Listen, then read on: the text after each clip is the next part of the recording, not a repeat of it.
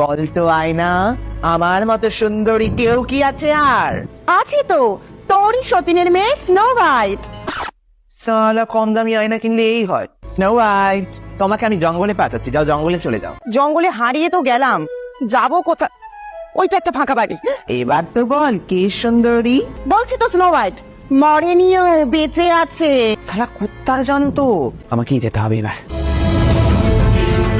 এই নে তোর জন্য আপেল এনেছি, অনেক টাকা কিলো, খেয়ে নে। তুমি আমার জন্য আপেল এনেছো, আমার ফেভারিট। কে তুই? হারামজাদি।